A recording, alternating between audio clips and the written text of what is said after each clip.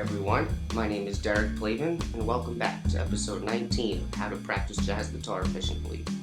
If this is the first video you've ever seen on this channel before, I'd recommend going back to episode 1 and watching the videos in order if you're really trying to benefit the most from this channel, because it's really like a free online jazz guitar course I'm giving you, okay? Although today's episode in particular is one of them that kind of stands by itself on its own, just by the nature of the content today, but nevertheless it's still fitting into the grand scheme of the whole course, if you will. Alright, so what I want to talk about today is really just some basic jazz blues harmony, and this one will really probably be more for the beginners. I'm sure a lot of you guys already know most of the things I'm going to say today, if not all the things, but it could still be a good review nevertheless. But regardless, this one is really for the people who may feel that they're already familiar with a regular basic 12-bar blues progression or form, but maybe they don't have a lot of experience with the jazz blues, and maybe they haven't studied the different chord changes or things that you could do compared to a regular blues. So this video should help you with that, alright? And there's nothing that I'm going to say in this video today, in my opinion, that is anything that's so special or is my unique take on anything. You know, all this stuff has been said before. It's pretty, common knowledge and easily accessible information, alright? But nevertheless, it's still important stuff, in my opinion, that if you don't know this stuff already, you definitely want to know it, alright? So that's why I'm still making this video today, for those who aren't sure, alright? So the way that I think I'm going to do this today is I'm going to start by playing the basic 12-bar blues progression naturally, and then I'm going to play a jazz blues in the same key for comparison, and then from there I'm just going to start rattling off different points that I think are important, and I'll progressively start to address the different kinds of harmonic variations and explain, the analysis of why they work and how they compare, and yeah, that'll be it really. And this isn't meant to give you every possible variation on what you could do with the jazz blues, because it's almost, I don't want to say endless, but there's a lot. But the stuff that I want to give you today is really the fundamental stuff that I think you really should know, and all the jazz musicians do know this stuff, alright? So, it's not going to be too comprehensive, it's kind of off the top of the head, but if there's anything that you're confused about, or if you have any questions, please put them in the comments. I'm here to help, alright? Okay, so like I said, I want to begin by just playing the basic 12-bar blues progression, and I'm going to do this in the key of C major, and I really want to just try to keep it simple. So for voicings, really today, I'm just going to mainly probably stick to shell voicings, which for those who aren't sure, it's really just roots, thirds, and sevenths. I might put the diagrams up along with the chord chart as this is happening, and rhythmically speaking, I think I may just really play one chord per measure. If there's two chords in the jazz blues, I may do that, but I don't want to complicate things too much because I really want the focus of today to really just be on basic harmony, okay? So I don't need to get into anything fancy. So I'm going to begin. I'm going to count you in with the tempo and check it out. 1, 2, 1, 2, 3, 4.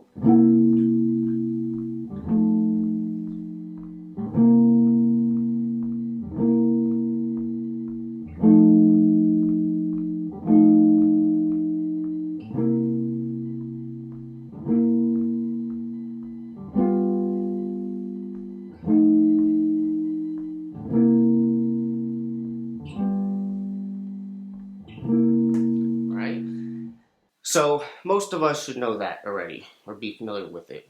So now I'm going to play a standard version of a jazz blues, also in C major, pretty much the same type of thing.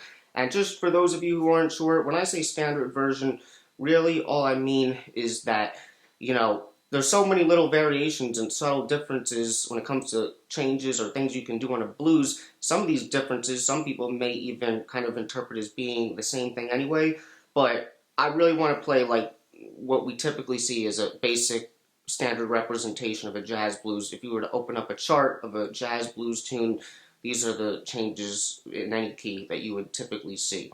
Alright, so I'm going to put them up as they're happening, just like the other one, and check it out. 1, 2, A 1, 2, 3, 4.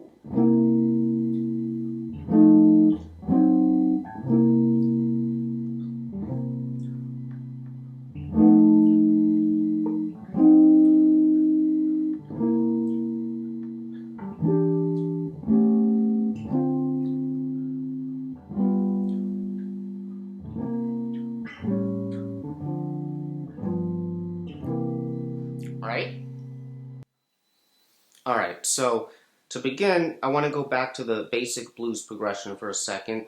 And the first thing I want to say is kind of obvious, but really all it is that when it comes to the blues style, one of the things that was really innovative about it when it was being originated, when it comes to the harmony at least, compared to whatever came before it, was that for the first time, they were playing dominant chords on other degrees of the scale than the fifth. They were tonicizing dominant, and also, in this case, the four chord were also making dominant, all right?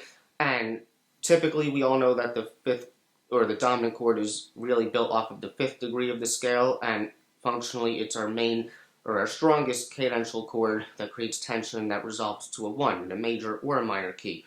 So, what we're doing here is we're just changing the quality of the 1 chord and the 4 chord to dominant to just kind of create a different flavor. And it's still the motion of the roots that diatonically set up the sound of the key in your head or in your ears, I believe.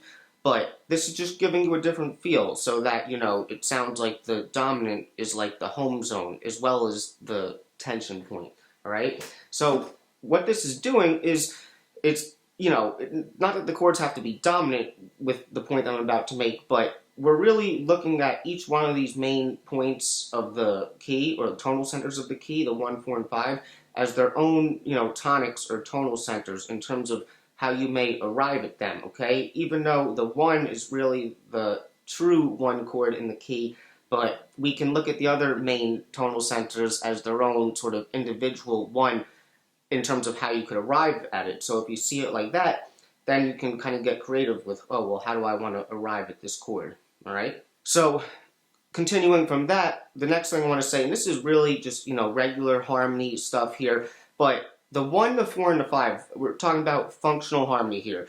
Those are your main tonal centers of the key, like I just said. So if we think of the other chords that exist in the key, and those in this case would be the 2, the 3, the 6, and the 7, those are the only ones I didn't say. Those 4, if we look at them from a functional point of view, can all be thought of as relating to one of the other 3 centers that I just said. Okay, so some of you may know this already, and some of this, may be kind of obvious, but for the 1 chord, which is really our tonic, functionally, we know that the 3 chord, the 3 minor, and the 6 chord are also related to that. So that's why, functionally speaking, a lot of times you could replace the 1 chord with a 3 or a 6 or both of them, and even though we could think of it as being the same thing harmonically from a functional point of view, perhaps, it's still a different chord, even if you were to get down to the level of the voicings and the specifics of exactly what you're playing. So that's the beauty of it, is that you can transition from the 1 chord to like the 3 or the 6, and it'll create a sense of motion while still retaining a sense of where you were already, so it doesn't sound illogical. So that's why we often jump to those chords before we move somewhere else. And you could see that if we were to compare the 2 forms that we have, in measures 7 and 8, in the regular blues you may just stay on the 1 chord for measures 7 and 8, but a lot of times, like in this case, I show to play an E minor and then a A7, that's just a secondary dominant version of the 6 chord, but that's the 3 and the 6, which is then taking you to the 5, because the 6 is like the 5 with the 2. We're going to talk about this more in a second. So that's why it makes perfect logical sense to replace the second measure of the tonic in measure 8, 2 measures in a row, with a 3-6. All right. Now, when it comes to the 4 chord, which is the subdominant, the only one that really goes with it, theoretically, is the 2. And that is definitely correct, especially in a more classical sense, but the 2 in the jazz world can also be thought of as going along with the 5, which I'm going to talk about next. But conventionally speaking, the 2 chord functions like the 4. And that's why, in a lot of pop and rock tunes, we may have a 1-4-5 progression, but in jazz you often see 2-5. So the 2 is almost like a replacement of the 4, they're functioning similarly, but they're still technically different, like I said before, so it gives a different sound. All right. Now the last one is the 5 chord, which is the dominant family, obviously, and conventionally speaking, it's really only the 7th that relates to it, and that would be like the diminished triad or the half diminished 7 chord. But like I said before, in jazz, sometimes we can think of the 2 as going along with the 5, and it really comes down to context. If the 5 is not being treated as more of a dissonant or altered sound, then it really is similar to the 2. And a lot of times if you have like a lot of fast, 2 5s in different keys in succession in a tune or something like that, and you're playing over them, a lot of times we just kind of lump the 2 and the 5 in each key together, alright? So this is just a good thing to be aware of harmonically if you didn't already know this. Alright, so next I just want to bring up 2 really common, jazz concepts harmonically that most of you probably are already aware of, and this will just help you to understand some of the things that I may show you next. So the first one is secondary dominant chords.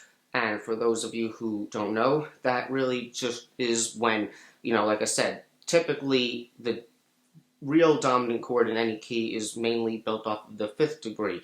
But, like I said, if you think of any chord in a key as its own tonal center, then you can really put a 5 chord or any chord in front of it in terms of how you're going to arrive at it or cadence to it. So, if we think of it like that, if we think of the circle of fifths, the circle of fifths or fourths can cadence perfectly, completely around the circle because it's essentially always going 5-1, 5-1. So even in the key or in the context of the blues, we know that we have our 1 chord and our 4 chord, for example, and our 5. And we know that 5 is obviously the 5 of the 1 chord, but that's going up the interval of the 4th. So similarly, the 1 chord is the 5 of the 4. And we play a 1-7 before going to that. So that's like a secondary dominant chord. But other places where we may see this is when we use more of a 1-6-2-5 progression. So in the jazz blues, for example, you'll commonly see that as the last 2 measures of the form. So in this case, I have C7, A7, D minor, G7. So what I did there was I only made the A secondary dominant because diatonically, typically in the key of C major, the 6th chord, like we said, is minor or A minor 7. But I can make it dominant just to give it a stronger sense of tension that will resolve to the 2 chord because A is the 5 of D, right? And it just creates a stronger cadence, right? So we can take that further. So even though the 2 chord is also minor in this key, we can turn the 2 chord into a dominant chord as well, because that would be like a secondary dominant of 5. It's the 5 of 5, basically, all right? And we see this all over the place. So what I did there was, because we already have the tonic chord being dominant, we can turn them all into dominants, and it cadences perfectly. Right? I can play it here too. Sorry. Right?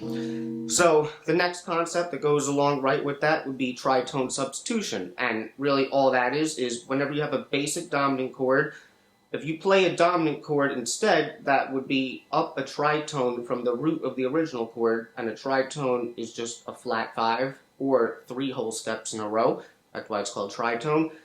The 3rds and the 7ths of those chords are the same. They're just reversed. So it's basically used as a substitution, alright? So let's just say in the context of a 2-5-1, D minor, G7, C7 in this case, for that G7 chord, if we go up a tritone, we have D flat 7, alright? And that's a half step above where we're going, alright? And it's also a half step below the 2. So I can go D minor, D flat 7, and then C7, alright? And then if we combine the concept of secondary dominance along with tritone substitution, we can get these little turnarounds where I might play something like C7, E flat 7, D7, D flat 7, C7, alright?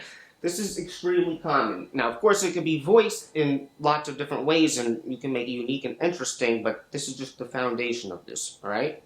So, from here, I think I want to say that if you would ask me, like, what is the main difference between a regular blues and jazz blues, I would say that it's really in the last four measures of the form, all right? So typically, you know, even the last two measures, we tend to look at that as the turnaround, which we call it that because it's just like a looping progression where you start on the tonic and it just kind of goes, you jump to a point down the circle of fifths and you work your way back up, like I just said, 5-1, 5-1 to the key. That's what I would consider like a cycle progression, but those are also basically turnarounds. So, you know, in the regular blues, the last two measures, you know, you'll have a C7. A lot of people will play the A7, the G7, because that's really like the tension chord. So 1-5-1 is a turnaround in and of itself, right? You can just stay on the one chord in the last measure, but that wouldn't really create as much interest, but you totally can do that. So instead of going 1, 2, 3, 4, 1, 2, 3, 4, no, by putting in these other chords, you're basically stretching out the turnaround, and you're just kind of creating more emotion and interest, right? So it becomes, you know, stuff like that, all right? So what we have, I didn't even get to the difference, but what that is instead of having a 5-4-1 progression, we have a 2-5-1 progression. And this is exactly like I said before. The 2 is basically substituting out for the 4. They're both setting up the 5, and then it's leading to the 1. And like I said, or actually, I'm sorry, no. We're starting on the 5 in the regular blues, and then we're actually leading into the 4, which is natural. But then we really have a 4-1, which is a little bit weaker of a cadence, but still nice and still unique. So that's really why it's different, because we start at the 5 and then go 4-1, but really we get to the 1 from the 5 chord in the jazz blues. So to hear the difference, instead of going 1, 2, 3, 4, 1, 2, 3, 4, you know, the difference would be, right? So that's the main difference, I think, in the sound of the blues. All right, so the next thing that I want to bring up just briefly are the diminished chords that I put in there, all right? Now, I'm not going to say too much on the diminished today because I might, you know, have a whole video on basic, you know, functional diminished harmony, but this is really common. These chords, where they are in the form, they're just good to be aware of. You can absolutely play them, but you don't have to play them, you know, but you just want to be aware of the fact that you can. And just to explain it a little bit, the dominant and diminished are related without getting too deep into the theory. If you have any dominant chord, if you play the diminished that's up a half step from that root, it can be treated as like the same thing functionally. So for the 4 chord, when we have F7, you know, if we go up a half step to F sharp diminished, like I said, it's the same thing functionally. So we think of it as the same thing, but it's still different, like I said before. So that's the perfect scenario to create motion before kind of leading to a, you know, a more significant change in tonal center. All right, so that's what you'll see sometimes, you know, in measure 2, which you don't even have to play the 4 chord measure 2, but you know, right? And then in measures 5 and 6, same thing, 1, 2, 3, 4, right? So that's why it works, okay? It's related to the dominant chord, the diminished.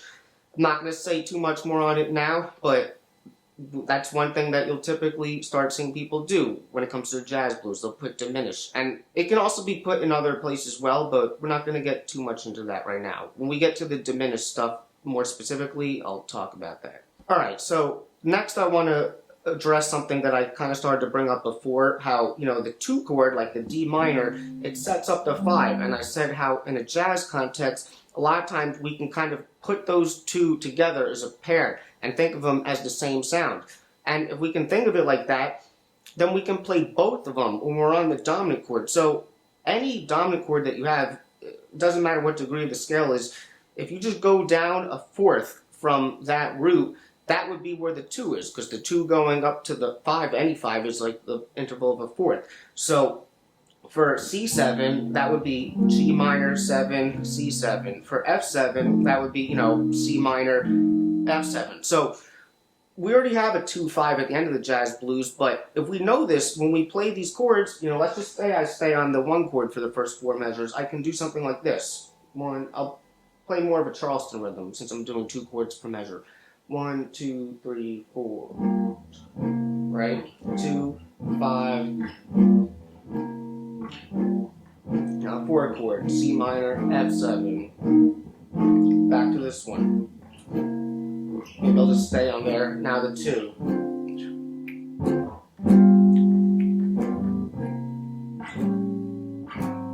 Tritone substitution, right? So that's another thing to be aware of. When you're kind of playing these dominants or you're staying on them, you can create motion by going back and forth between 2 and 5. And if you start playing around with different voicings, then you can really get into some cool stuff with that. Alright, so I just want to talk about 2 more things that you could do harmonically that are pretty common.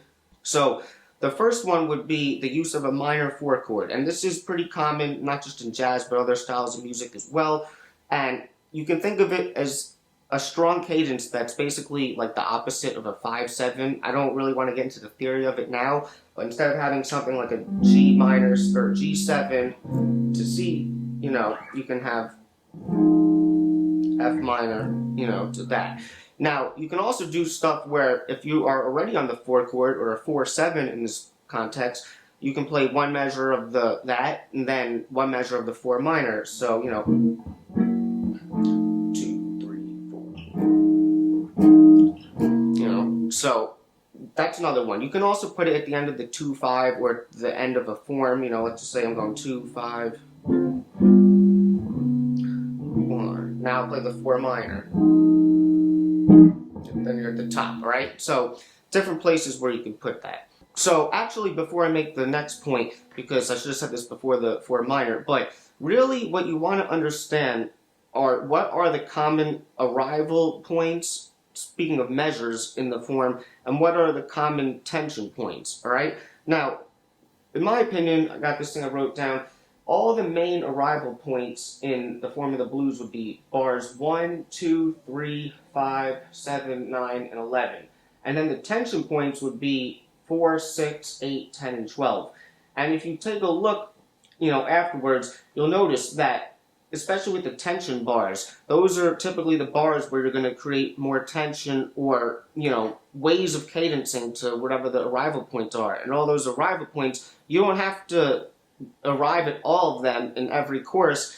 You know, you could simplify things, but I think it would be a good idea to be aware of this, because if you are, then you could start to be creative, again, like I said, in terms of how you could arrive at these things. So, like I said, if bar 1, for example, is an arrival point, I know I could put that minor 4 in the last measure of the form, even though it's not written into the chord changes, because it's just a different way of arriving at that arrival point, okay? Another thing that you can use that knowledge to help you with would be like, we already know that 1 is the 5 of the 4 where you're going, so let's say I'm going from bars 4 to 5. Maybe I want to make it more tense because we're staying on the dominant, so maybe I want to make it more like altered in the bar 4 before it leads to that. Or maybe I want to use the tritone sub of C, which would be G flat 7. And then if I 2 that 5, I can go, right? So I'm using these different things and my understanding of where the strong arrival points are to figure out different ways of harmonically arriving at chords, okay? And the other one that I want to say would be you can use chromatic 2-5s, which is kind of like what I just showed you. So let's just say we look at the main 2-5, if we have a measure of D minor, and then a measure of G7 going to C, you know, let's just ignore the 2s, because I said they go together. So G7, so what leads into G7? Well, it would really be D7, but the tritone substitution of that would be A flat 7, which is chromatically above. So we can 2 both of those 5s, and that's how it theoretically makes sense to put in these chromatic 2-5s that lead to it. So instead of going 1, you know, I can put in chromatic stuff. I can go, right? So it all just has to do with how much space do you have in terms of time or whatever before you reach your destination point, and what could you do to arrive there, basically. Hope that makes sense, and if anyone has any questions or anything, please put them in. Alright, so just a few more things. So in terms of playing over this, one thing I want you to be aware of is, you know, it seems like I'm putting in all these other chords that are possible, but when you go to solo over this, like I said in the last couple of videos, you still want to be very melodic. And you don't want to just throw out the pentatonic scale, because it still pretty much diatonically works and sounds good over the whole form, even if the rhythm section is playing these changes. And even in the last couple of videos, when I was demonstrating a lot of stuff with the spirit and really restricting myself to the pentatonic scales in a lot of ways, it still sounded great because the backing track was a jazz blues. It wasn't a straight blues. So you don't want to forget that. You still want to use your pentatonic scale to be melodic or as a strong foundation, even when you're adding in these changes now, okay? A good way to think of this really is, as a competent jazz musician, you definitely do want to know how to be able to articulate every single theoretical change that may happen, in this case in the standard jazz blues form, because you need to be fluent. You need to know how to make changes, and I'm going to have videos that really show you how to efficiently develop that. But it doesn't mean you should. You still want to be thinking melodically, and eventually when you learn more about harmony and how things relate, you can figure out the points where you can kind of simplify things or think more melodically if you choose to. And then where are the strong change points or, tension and resolution points, because those are probably the points where you do want to more so clearly define the change, even though you don't have to. Alright? So it's kind of like a baseball pitcher where they might have a lot of great stuff and they can throw really hard and fast and all that, but they may need to learn their control and all that. So it's like, just because you have it and you do need it, it doesn't mean you're always using it, if that makes sense. Alright? So I think I'm going to leave it here today. And this one was definitely a ramble for me today. I had a really hard time with this one for some reason, but I definitely wanted to get it out. But hopefully, like I always say, it's more cohesive, when it's edited down.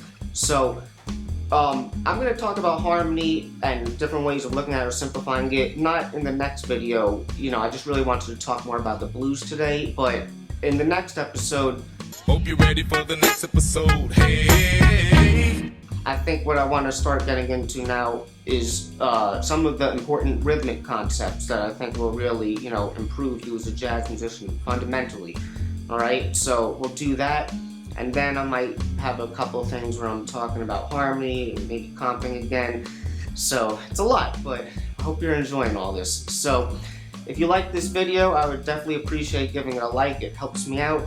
And also consider becoming a subscriber as well as a contributor to Patreon, where for $5 a month you'll get all the PDFs that will come on all the videos. So it's a great deal. Alright, so I hope you enjoyed that, and I'll see you guys in episode 20. Swinging and playing the blues. That's what we about. I try to help you.